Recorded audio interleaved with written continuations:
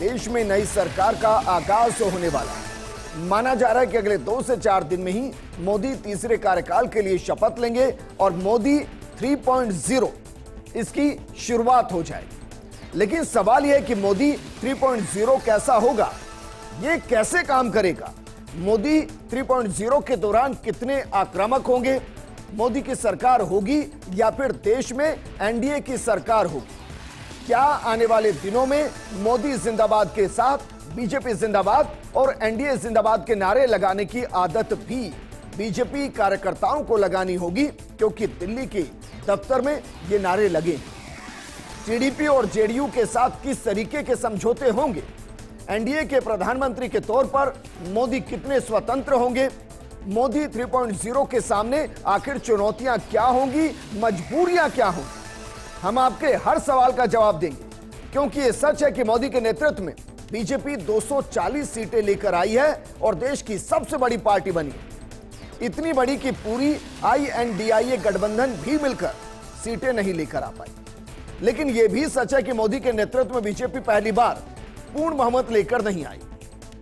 तो सवाल यह है कि गठबंधन की सरकार में मोदी किस तरीके से काम करेंगे, कैसे कठोर फैसले लेंगे, क्या विपक्ष की मजबूती मोदी 3.0 के लिए बाधा होगी या फिर गठबंधन की मजबूरी ज्यादा बड़ी चुनौती होगी। आज हम आपको हर सवाल का जवाब देंगे, क्योंकि होने वाली है मोदी 3.0 की शुरुआत।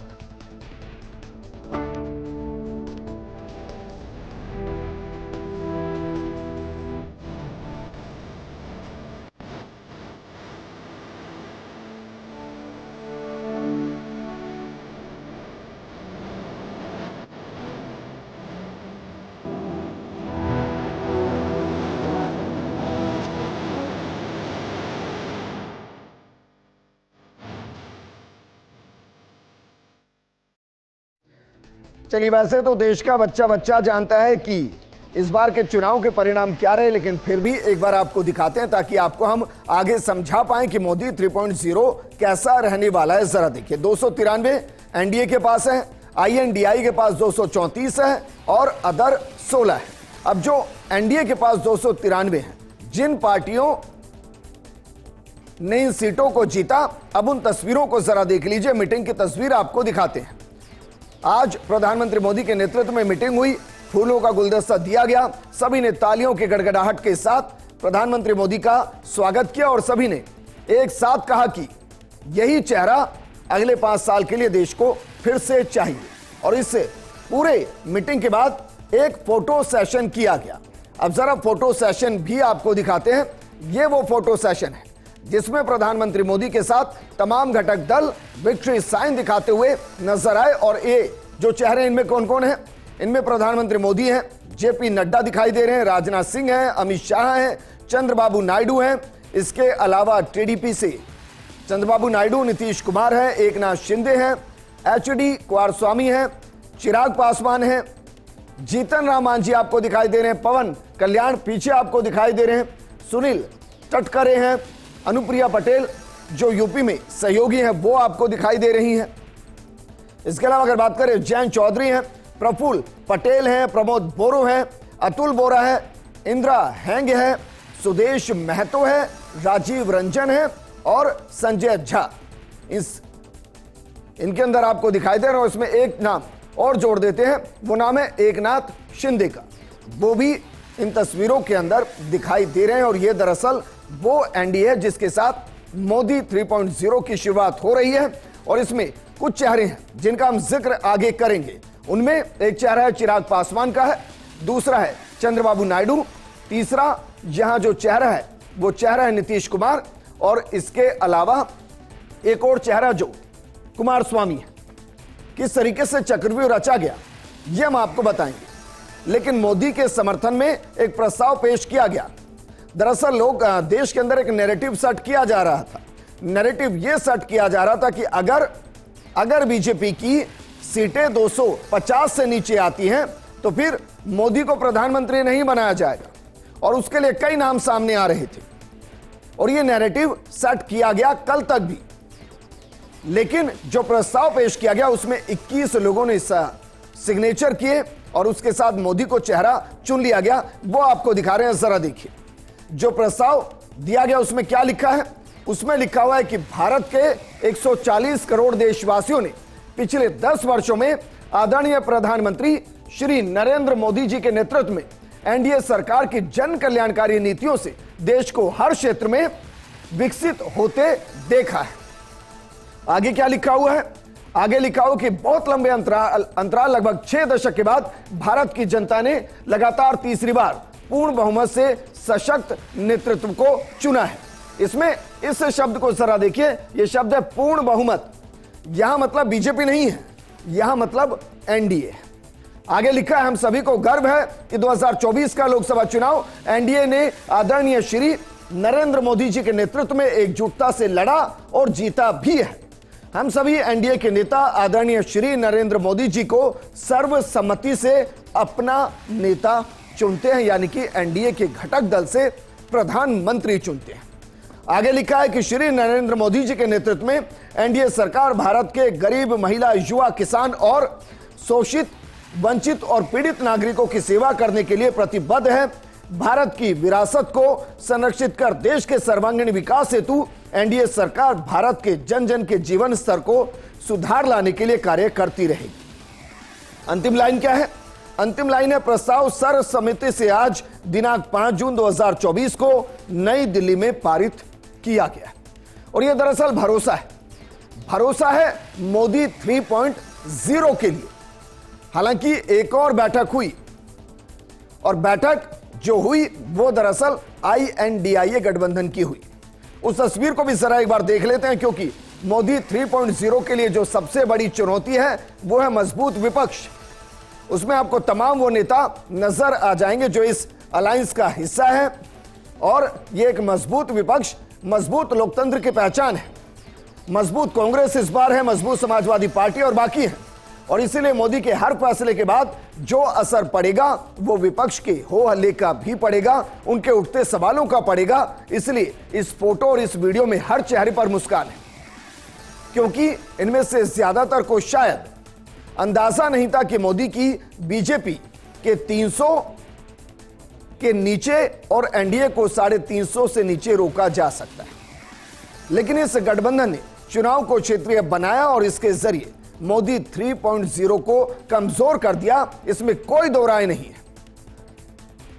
बीजेपी के इंटरनल कॉन्फ्लिक्ट यानी कि आपसी इंटरनल फूट, और उसके अलावा INDIA का मजबूती से चुनाव लड़ना, सीट शेयरिंग को इस तरीके से करना कि वहां जातिगत आधार पर भी वोटों का ध्रुवीकरण किया जाए, उसने मोदी 3.0 को कमजोर किया। इसमें कोई दो राय नहीं कि INDIA ने बेहतरीन तरीके से चुनाव को लड़ा। लेकिन यह भी सच है कि प्रधानमंत्री मोदी चुनाव लड़ने के दौरान जितने बेहतरीन अंदाज में नजर आए, गठबंधन के अंदर क्या उसी अंदाज में फैसले ले पाएंगे?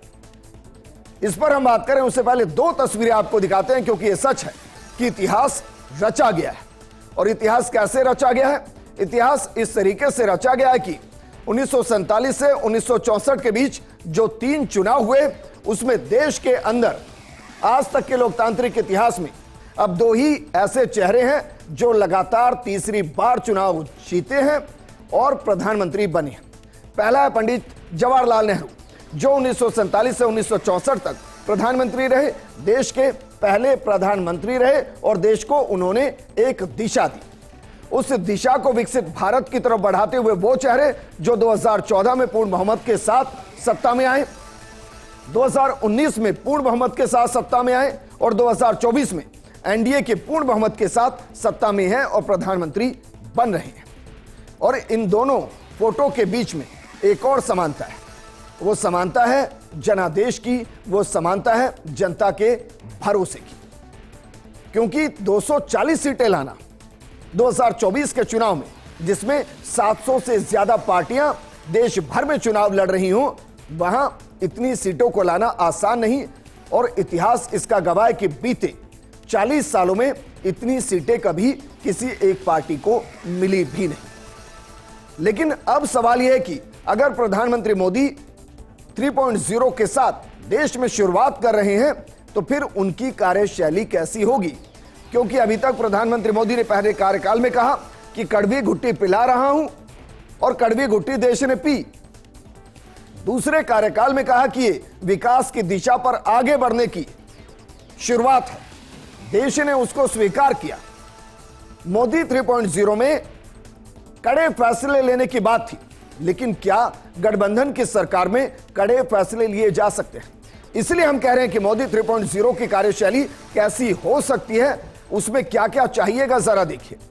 उसमें जो चाहिएगा, उसमें सरकार में लचीलापन चाहिएगा, उसमें भरोसा चाहिएगा, उसमें साझेदारी चाहिएगी, उसमें सहमति चाहिएगी और उसमें जनता के वेलफेयर की चीजें भी चाहिएंगी। और इनमें से किसी के बिना मोदी 3.0 आगे बढ़ती हुई नजर आएगी, ऐसा संभावना नहीं हो सकती। आपको एक एक शब्द की परिभाषा समझाते हैं। सबसे पहले लचीलापन। दरअसल मोदी सरकार कठोर फैसले लिए के लिए जानी जाती है, लेकिन इसकी वजह यह रही कि 2014 और 2019 में बीजेपी को पूर्ण बहुमत मिला था और फैसले पर रजामंदी के लिए फिर सहयोगी को मनाने की जरूरत नहीं होती थी, लेकिन इस बार होगी। और इसीलिए हम कह रहे हैं कि मोदी 3.0 की कार्यशैली में लचीलापन होगा। दूसरा शब्द हमने दिया भरोसा। बीजेपी को अभी तक किसी भी सहयोगी को भरोसे में लेने की जरूरत नहीं थी, क्योंकि दोनों बार पूर्ण बहुमत था। लेकिन अब मोदी 3.0 में हर फैसले से पहले सहयोगियों को भरोसे में लेना होगा, और अगर उनकी आपत्ति होगी तो फिर फैसला लेने से मोदी सरकार को खुद को या तो रोकना पड़ेगा या फिर उसमें उनके हिसाब से परिवर्तन करने होंगे या उनको मनाना पड़ेगा। और ऐसे में कई कठोर फैसले जिनका जिक्र मोदी सरकार ने किया, वो अगर होंगे तो सभी के भरोसे के साथ ही होंगे। तीसरा शब्द हमने दिया साझेदारी। अभी तक मोदी सरकार में कौन मंत्री होगा, सहयोगी दलों को कितने मंत्रालय दिए जाएंगे, कौन से मंत्रालय दिए जाएंगे, ये सब बीजेपी तय करती थी, या सीधे तौर पर कहें प्रधानमंत्री मोदी तय करते थे, क्योंकि उनके पास पूर्ण बहुमत था। लेकिन अब सत्ता में साझेदारी होगी। चंद्रबाबू नायडू अपने हिसाब से मंत्रालय और मंत्रियों की संख्या के साथ महत्वपूर्ण पद मांग सकते हैं और यकीनन वो ऐसा करेंगे। ऐसे ही नीतीश कुमार, कुमारस्वामी और चिराग पासवान भी करेंगे और इसकी साझेदारी को समझना पड़ेगा। चौथा शब्द है सहमति। अगर सभी दलों को किसी एक मुद्दे पर भरोसे में ले लिया जाएगा तो फिर सहमति लेनी होगी, क्योंकि अगर सहमति नहीं ली गई तो फिर लोकसभा में किसी भी बिल पर पास होना उसका संभव बहुत मुश्किल होगा और सहमति के साथ ही फैसले होंगे और नीति और रणनीति तय होगी। पांचवा शब्द हमने दिया जनता, और यह सबसे महत्वपूर्ण मुद्दा है। अब जनता हर फैसले के केंद्र में होगी, क्योंकि केंद्र में जो सरकार है वो सहयोगियों के समर्थन से चलेगी। ऐसे में फैसले इस तरीके से होंगे जिससे आंध्र की सियासत पर विपरीत असर ना पड़े, बिहार की सियासत पर विपरीत असर ना पड़े, उन राज्यों में विपरीत असर ना पड़े जहां सहयोगी हैं और जो एनडीए का हिस्सा है। यानी कड़वी घुट्टी पिलाने के बाद अब पार्टियों की क्षेत्रीय राजनीति के हिसाब से फैसले लिए जाएंगे जो यकीनन जनता के हित में होंगे। लेकिन यह भी सच है कि मोदी 3.0 से पहले प्रधानमंत्री मोदी ने एक चक्रव्यूह की रचना की थी जिसके अंदर INDIA फंस गया। ये चक्रव्यूह क्या है ये हम आपको बताएंगे। एक मोदी 3.0 की शुरुआत हो रही है, लेकिन नारा दिया गया था 400 पार। शायद 400 पार का नारा दिया गया इसीलिए 240 सीटें आई, लेकिन सवाल यह कि इन 240 सीटों को लाने के लिए भी किस तरीके से चुनाव से पहले एक व्यूह रचना रची गई। मोदी 3.0 से पहले एक चक्रव्यूह रचा गया। वो चक्रव्यूह किस तरीके से मोदी 3.0 में कामयाब हुआ वो जरा हम आपको समझा रहे हैं। देखिए जरा क्या था चक्रव्यूह। मोदी 3.0 से पहले का जो चक्रव्यूह था उसमें 4 प्रमुख चेहरे थे।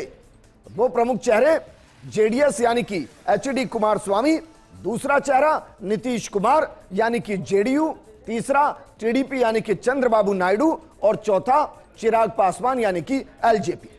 अब इसको जरा समझिए कि ये जो चक्रव्यूह है ये चक्रव्यूह किस तरीके से मोदी 3.0 की सफलता का राज साबित हुआ है, क्योंकि कुमारस्वामी HD कुमारस्वामी जेडीएस 2 सांसद लेकर आए, नीतीश कुमार जेडीयू 12 सांसद लेकर आए, चंद्रबाबू नायडू यानी कि टीडीपी 16 सांसद लेकर आई और चिराग पासवान की एलजेपी 5 सांसद लेकर आई।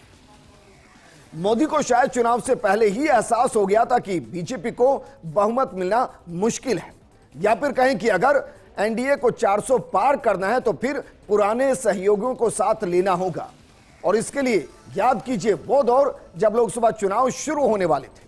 बीजेपी अपने साथ उन सहयोगियों को जोड़ने में लगी थी जिनके साथ उनका बंधन कमजोर हो चुका था या कहीं कि टूट चुका था। इनमें पहला नाम आता है नीतीश कुमार का।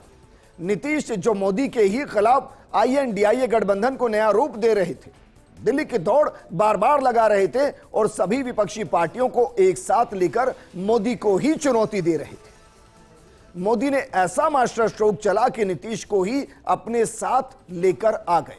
और देखिए बिहार में नीतीश कुमार 12 सीटें जीतने में कामयाब रहे।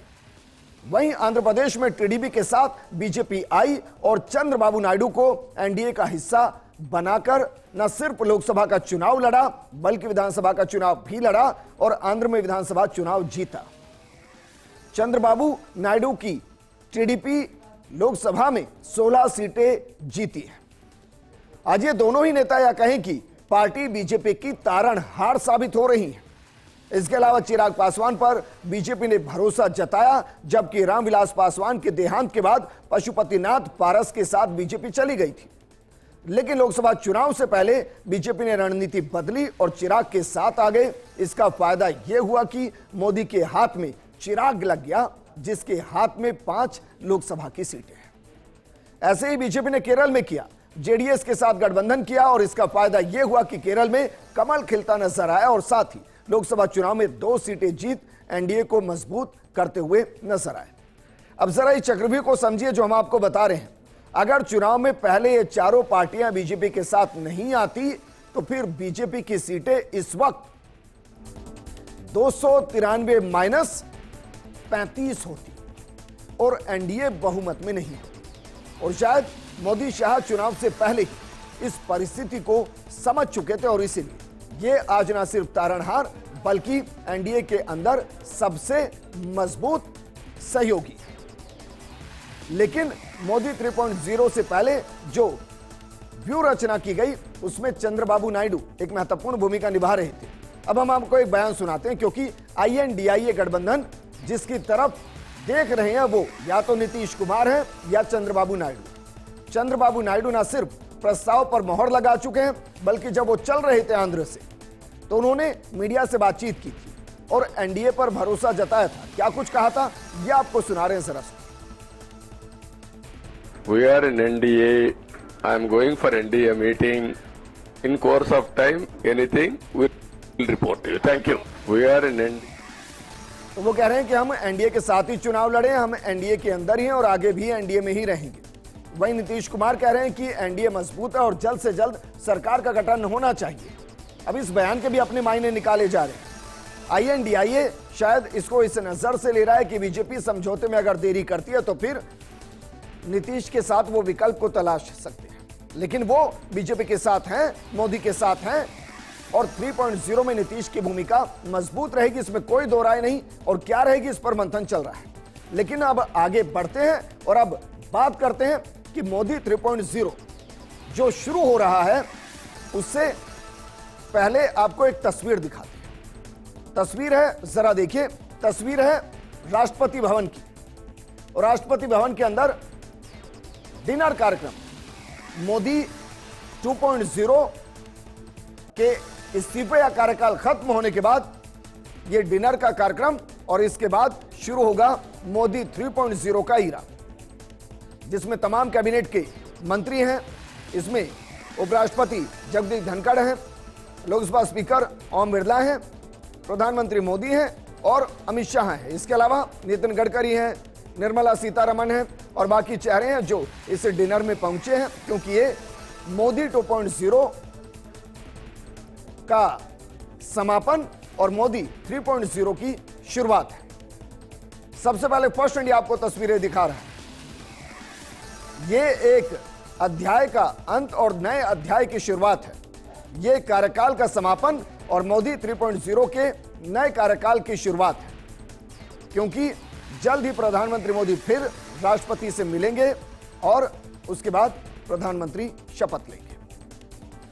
लेकिन हम बात करें कि मोदी 3.0 की शुरुआत से पहले जो चुनाव हुआ उसने संदेश क्या दिए। उसने 3 महत्वपूर्ण संदेश दिए और जो 3 महत्वपूर्ण संदेश दिए हैं वो क्या है जरा देखिए।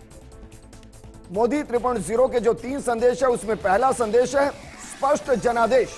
एनडीए को स्पष्ट जनादेश मिला है, जन समर्थन मिला है। दूसरा संदेश है कि मोदी 3.0 में गठबंधन युग की शुरुआत होगी और तीसरा संदेश जो है वो है अब बीजेपी नहीं एनडीए कही। और दरअसल इसको अगर आप समझेंगे तो इसको समझिए कि इस चुनाव में कई संदेश हैं और जो हम पहला संदेश आपको बता रहे हैं वो है स्पष्ट जनादेश। ये लोकसभा चुनाव बिल्कुल अलग तरीके का था जिसमें तीसरी बार एक सरकार को चुना जाना था और इनकम्बेंसी का होना और उसके बावजूद स्पष्ट जनादेश होना ये एनडीए की उपलब्धि रही। और इसका मतलब यह कि जनता ने मोदी 2.0 की नीतियों को आत्मसात किया और उसके साथ वो चली, मोदी के चेहरे के साथ चली। दूसरा, बीजेपी की अब तक सिंगल और क्लियर मेजॉरिटी थी, उसके सामने गठबंधन सरकार के युग की शुरुआत हो रही है जिसका अनुभव नहीं है, क्योंकि गुजरात के अंदर भी प्रधानमंत्री मोदी जब मुख्यमंत्री हुआ करते थे उस दौर में भी वो स्पष्ट बहुमत के साथ सरकार चलाते थे और 14 और 19 में भी स्पष्ट बहुमत के साथ सरकार चलाई। लेकिन अब एनडीए के युग की शुरुआत, गठबंधन युग की शुरुआत। तीसरा, जो हम कह रहे हैं कि बीजेपी नहीं एनडीए कही, क्योंकि अब एनडीए ही शब्द रहेगा और अगर बीजेपी हुई तो फिर दिक्कत चंद्रबाबू नायडू, नीतीश कुमार, चिराग पासवान, कुमारस्वामी और अन्य को होगी जो चेहरे नजर आ रहे थे विक्ट्री का साइन दिखाते हुए। लेकिन फिर भी अगर 2 मोटे चेहरों की बात कर लें कि चंद्रबाबू नायडू और उसके अलावा नीतीश कुमार, तो दोनों भरोसेमंद पार्टनर रहे हैं। मुलाकात और फोन कॉल्स का ज्यादा लंबे वक्त तक दौर नहीं चला, कुछ ही घंटों में सब एक साथ नजर आए, आज मीटिंग में भी नजर आए और इस चुनाव में एक बैलेंस राजनीति का संदेश छिपा हुआ नजर आया। लेकिन ऐसा नहीं है कि मोदी सरकार के लिए यह संदेश है। दरअसल मोदी 3.0 की शुरुआत से पहले विपक्ष को भी इस चुनाव से संदेश मिले हैं और विपक्ष को क्या संदेश मिले हैं ये भी आपको बताते हैं, जरा देखिए। इस चुनाव में विपक्ष के लिए भी एक बड़ा संदेश छिपा हुआ है और बड़ा संदेश क्या है? बड़ा संदेश दरअसल ये है कि ऐसा नहीं है कि चुनाव के वक्त एक्टिव हो और फिर बैठ जाएं, जो अमूमन होता है। और राजनीति में कंफ्यूजन नहीं, स्पष्टता जरूरी है। आईएनडीआईए ने फैसले लेने और रणनीति बनाने में देरी की। अगर ऐसा नहीं हुआ होता तो आईएनडीए के आंकड़े ज्यादा हो सकते थे। गठबंधन के सही स्वरूप को समझने और सीट साझेदारी में देरी हुई और मोदी पर हमला करने के ज्यादा अगर जनता से जुड़े मुद्दे उठाते, विपक्षी ने ही चुनाव मोदी बनाम आईएनडीआईए बना दिया और उसका खामियाजा उनको भुगतना पड़ा। मोदी पर हमले से ज्यादा जनता से उनको यकीनन जुड़ना चाहिए था, क्योंकि जब चुनाव मोदी बनाम विपक्ष हुआ तो जनता ने मोदी को चुना। लेकिन लोकसभा में इसका जो भी अंतर होगा वो होगा। दरअसल मोदी 3.0 और जो हम आंकड़ा आगे दिखा रहे हैं ना, 293, 234, 16, इसका असर राज्यसभा के अंदर भी नजर आएगा, भविष्य की राजनीति में भी नजर आएगा। क्योंकि अब जो गठबंधन की सरकारों के साथ चलेंगे उनमें घटक दल भी राज्यसभा में सीटें मांगेंगे। झारखंड में 2 सीटें खाली हो रही हैं, 3 मई को कार्यकाल खत्म हो चुका है। केरल में 3 सीटें खाली हो रही हैं, 1 जुलाई को कार्यकाल खत्म हो रहा है। निर्वाचित सदस्य जिनको सेलेक्टेड मेंबर्स कहते हैं वो 4 सीटें हैं जो खाली हो रही हैं। 13 जुलाई को इनका भी कार्यकाल खत्म हो रहा है और इसके बाद सोचिए अगले 5 सालों में कई राज्यों में चुनाव होंगे और राज्यसभा की सीटें खाली होंगी, जिन पर भी मोदी 3.0 का असर होगा, क्योंकि इस बार मोदी स्पष्ट बहुमत के साथ नहीं बल्कि एनडीए स्पष्ट बहुमत के साथ। हमने सोचा कि जब यह तय हो गया है कि मोदी ही 3.0 की शुरुआत करेंगे तो हम आपको बता पाएं कि किस तरीके से काम होगा, गठबंधन की क्या मजबूरियां होती हैं, क्या मजबूती होती है और किस तरीके से सरकार काम करती हुई नजर आ सकती है। इस प्रोग्राम में फिलहाल इतना ही, लेकिन आप बने रहिए फर्स्ट इंडिया न्यूज के साथ, क्योंकि खबरों का सिलसिला लगातार जारी है। नमस्कार।